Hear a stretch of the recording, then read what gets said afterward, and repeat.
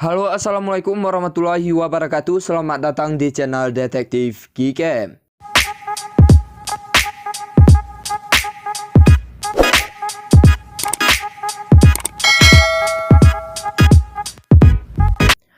Oke teman-teman semuanya, jadi di video kali ini detektif akan bagikan gimana cara pasang config untuk Gcam BSG ya teman-teman.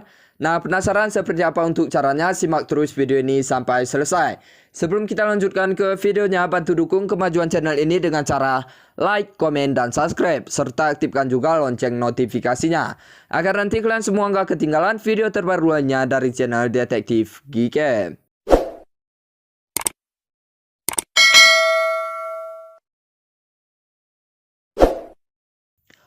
Oke, langsung aja kita lanjut untuk cara pemasangan config-nya ya teman-teman. Nah, untuk langkah yang pertama kita buka dulu aplikasi Gcam-nya. Untuk kalian yang belum ada aplikasi Gcam-nya, kalian bisa download dulu. Untuk link Gcam-nya detektif akan sediakan di dalam deskripsi video ya teman-teman. Jangan lupa juga untuk kalian download config-nya.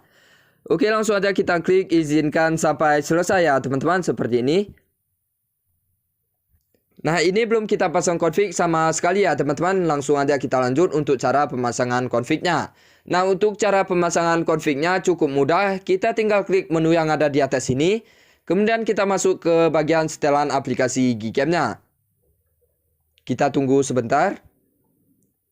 Kemudian kita klik opsi config yang paling atas ini. Langsung aja kita klik save.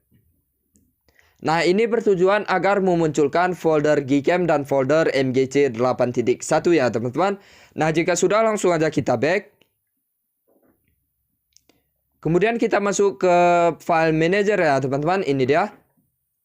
Lalu kita cari folder config yang sudah kita download tadi. Oke, ini dia, kita tahan lama seperti ini. Kemudian kita klik salin. Lalu kita pindahkan ke folder download. MGC 8.1 kita klik salin di sini.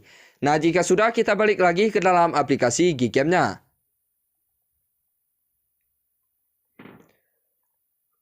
Kemudian kita ketuk dua kali di bagian samping tombol shutter yang latar hitam ini ya teman-teman. Ini dia. Kita ketuk dua kali seperti ini. Nah, kemudian kita klik config yang sudah kita pindahkan tadi.